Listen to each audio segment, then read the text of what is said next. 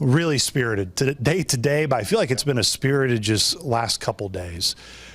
Take us through I know from a coaching perspective, that's really what you want to see. It's much easier to tell guys, hey, we may need you to tamper it down than try to juice them up. Yeah, I mean, that's the stuff that we need. Is we need good hard days like that, and especially in the Missouri Valley. I mean, to control the game and do things like that. I mean, got to have a dynamic offense that can run the ball, and defensively, we got to be able to stop the run, and part of that work is we've got to be physical, and especially in the box, whether it's D-line, but linebackers specifically. I mean, we're the tip of the spear, and we have to play the game with an intensity and a physicality and a way of pursuing the football, and it's got to be competitive stamina. And last year, we've turned the page, we've moved on. It's about focusing on how we can get better, and in a lot of ways, our physicality is going to be something that we lean a lot on. Is we're going to have to get comfortable, being physical and dragging those teams into the deep end. And sexy's not going to win for us every game. Is we've got to be able to embrace some ugly, and the physical nature of the box and all that stuff. Is that something that I think is great? I mean, now we've got to keep it obviously on the rails, but the intent is really good. We just got to make sure it doesn't get to a distraction or get to anything that's obviously not what anybody's looking for. So. Is that easy when you talk about, hey, we got to flip the switch? Like, I know a lot of it starts with you because you lead that room, but is that easy for guys to just say, we're focused on the now and not worry about what has been done or what was done from the returners last year? Yeah, I mean, I think in a lot of ways, I think it's a privilege. You know what I mean? Is a lot of those guys were around here for that, but I mean, you bring some new guys in as well. And I think the whole thing that's cool about it is it's like, yeah, we did some good things, but there's things that we've been working on since December that now you're starting to see growth. You're starting to see unit cohesion. You're starting to see guys develop, and now you're starting to see depth and growth throughout the room. And I think that's something that, as a coach, I mean, that's why you preach turning the pages, because last year doesn't help us. I mean, there are so many things that we did not do well, so many things that we have to get better on, and that's been the great thing about so far is, like, the guys embrace that. Like, it's a privilege to move on. It's a privilege to get back in here, and that's it. I mean, we're working. It's not about, hey, well, let's tell us how good you are. I mean, that's the thing that is cool is those guys want to get coached. Those guys don't want to hear, hey, you're great, you're great, you're great. It's coach me, be hard on me, keep me accountable, push, and that is the thing that's cool is, obviously there's a sense of having Bohannick back and having obviously a guy that played a lot of ball last year, but when your leader is that guy that's, I mean, it's not even in our realm. I mean, we've put that stuff to bed from our exit meetings at the end of the year, and this is a whole new approach. It's a whole new team. It's a whole new defense, and it's a freshness and an energy in reality that those guys are excited to get opportunities. Those guys are excited to build on a foundation that Antonio has really set, and the three of us that have been here, and obviously adding Coach Prawn, it's a cohesion, and I think that's the thing that's cool is we put ownership on those guys, but not every year has to look the same. And you know what I mean is there's going to be new tweaks and new wrinkles, and that is the thing about moving on that's really cool. You talk about turning that page. That's why it's cool to turn the page. It's like, yeah, there's some stuff we did well, sure, but the new stuff that we're trying to get better at and work at, that's growth. And in a lot of ways, that's what those guys are focusing on.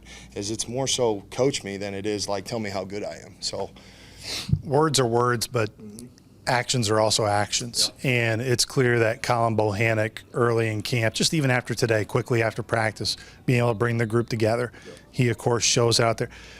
Where are the strides are you most proud of and what you've seen? Because he was darn good a year ago, but what have you been impressed by just him really naturally transitioning to being the guy in your room? Yeah, I mean, so the thing last year with Bo is, Bo had help last year. Is there were older guys in there with him, and obviously you had Como, and, you had guys in there that had been in the room for a while, so it's kind of hard to find your voice as initially coming in. And the thing that we've talked a lot about in this last 6 months is, one, focusing on small details. Is the small details are going to make him from good to great, and that's a kid that comes in and is like, hey, can we watch, can we break this down, talk about my feet, talk about my eye progression, talk about where this should be. But then on top of that, a guy that wasn't overly vocal, a guy that's made an emphasis to find his voice. And we've challenged those guys and talked to those guys about that a lot. It's one thing to be the guy in the middle. The guy in the middle has to be able to have the voice, and that's something that I think Bo has really embraced. And it's cool to see the growth in that. Initially it's not something that's always comfortable. And I think that's what's cool about it is he's leaned into that discomfort. And I think that's something he's done a lot is, obviously he's lost a little bit of weight and he's really changed his body. And I think those things combined, it's a different type of player, not a new Bo or anything like that. It's a guy that's trying to sharpen the sword. I lost a little weight. He said he felt a little heavy, felt a little sluggish. He's clean, he's moving well, and now you start to see that voice come with that, because at the end of the day, that guy's got to be the guy out there. You got to get us right. If we're all wrong, we're all right. If we're all on the same page, we put a lot on him, and he puts both arms around it and embraces it. And that's really the thing that's been cool, is a guy that's leaning into those deficiencies from a year before and not running from them, I'm good at this, just tell me what I'm good at. So that's the stuff that's awesome. It really is. Seems like a seamless transition too for Shug Walker. What Shug really brought to the room, and outside of his Dwight Goodman hair. Yeah, feathered and lethal. Shuggy gives us some bite, and that's something that you got to have. And Shug's a ball of energy, but he's a lot of energy at once. But my man is excited about getting coached. That was one of the first meetings we had. It was I got to get coached hard. Like, I don't need to tell you, don't tell me how good I am. Don't tell me all this stuff. I need you on me. I want to grow. I want to do these things. And it's one thing for a guy to come in and say those type of things. But, he's a little rough around the edges, and he's got some little edge to him, which is good. That's stuff that we welcome. The friction, that room specifically, I think that's a big part of it, is the friction within the room is a must. Is not in a negative, but there has to be a little bit of that scrape against each other to where those guys have friction with each other. They have some snap at each other, and Shug has been great with that. Shug's come in, and Shug's poked Bogle, Shug's poked Bohannock, Shug's poked Shane Roth, Shug's poked Chris Presto, and you see the growth from those guys. Is that little friction, Miles Wash, guys that are just starting to get some edge, and you see those guys now start to grow from that vocal accountability, not just, hey, I'm going to lead by example. And you start to see the friction's been good. That's the thing I'm most excited about, is that room it's got a little edge to it. And, it's about steering that and directing that in a way that's not a distraction or getting worried about the wrong stuff. But there's some edge in there at times, and those guys are hard on each other, and they hold each other accountable, and sometimes it gets some direct conversations. And that's the thing that's cool, is because that's what that has to be, in my opinion. Bogle played a good amount for you last year, so he brings that experience back. Presto, his body has just been totally reshaped, reformed. And even some guys you brought up, Shane and Miles, last year when practice would be over, sometimes they'd be the last guys there, just getting some extra reps in.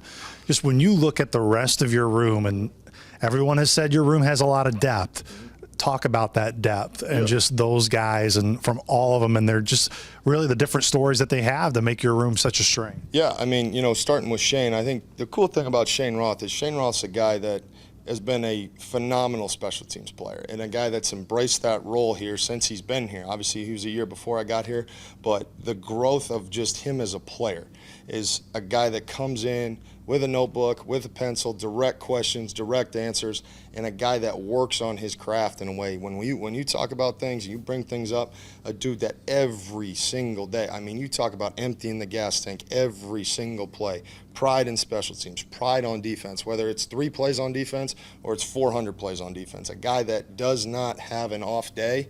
Every day you know where he's at. And in a lot of ways, he's the motor that those guys in that room, I think, do lean on. And I think that's something that is irreplaceable in a lot of ways. Is maybe he's not as physically gifted as a Bohannock or something like that, but he is a junkyard dog. He works, and he embraces the process of growing with that. And, when you talk about Presto, that's a guy that, initially you come in, you kind of got the freshman body. And, the thing that's cool is, obviously the spring was kind of up and down for him, but you talk about a guy that's transitioned his body to embrace the position. We talked a lot about it, this is not an outside linebacker where you're in space, you're a buzz drop. There's going to be times where you got to bite down on the mouthpiece and you got to go set an edge for us and you got to throw it up in there. And the growth that he's made in that, we were just talking about this the other day, his body has allowed him to do that. And now you can see a guy that's comfortable with his body, a guy that's transitioned into that body in a very strong way. And now you see him out there cutting it loose. It's awesome to see. And Miles Wash is just, you talk about junkyard dog, you talk about mean. if I get here at 5 o'clock, for example, Miles Wash is in here at 5:15. I mean, all summer long, we're going over calls. We're going over stress within those calls. We're going over what we like, what we don't like it against, what stresses it. I mean, the entire playbook. We're watching Bohannik's clips, and that's the thing that's cool is he's a very visual kid. So, we can go watch Bohannik's clips and talk about what Bohannik does and what maybe Bohannik had to work on throughout the season. You go through the Northern Illinois game. You go through the Illinois State game. You go through the Youngstown State game. I mean, just every single day that kid's in there working and working and working, whether it's how he approaches it in the weight room, whether it's how he approaches it up here. Like, that's a kid that has earned the success he's had because he's put the work in. And then, the last guy is Stephen Green.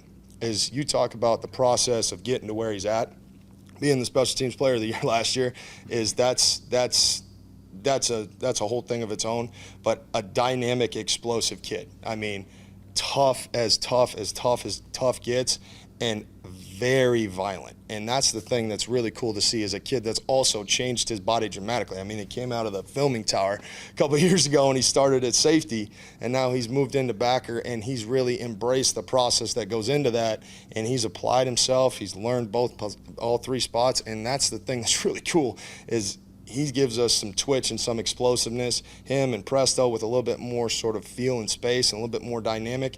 Obviously, you got Shug with that as well, but I mean, those guys are, that's who you want to coach. And that's, in a lot of ways, what makes the room, because now guys are looking in the mirror, they're checking themselves. Like, guys are getting checked by guys in the room just by the process that's gone into it.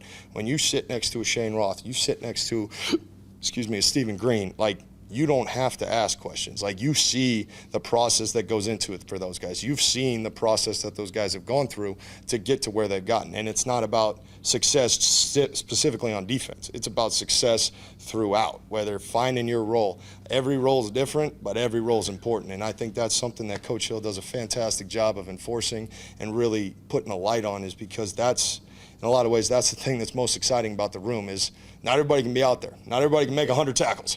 And those guys have truly embraced the tough love from Frame, the tough love from myself, the tough love from Coach James, and you're starting to see the room slowly elevate. And slowly elevate throughout is when you see guys approach it in that every single day competitive stamina. We've talked a lot about that this offseason, and that's the thing that's cool, is, we've got to embrace those deep, dark areas, because we're going to have to take some teams there to win some games. And that's something that maybe we weren't as comfortable doing last year, and that's something that those guys have made a collective effort to really enforce that within each other. And, they lean into each other, and they're out there for each other. It's a great room to coach. It's a fantastic thing to come to work every day. They have some bite with each other. They have some venom with each other. But at the end of the day, they got each other's back. And I think that's where the real growth has started to happen.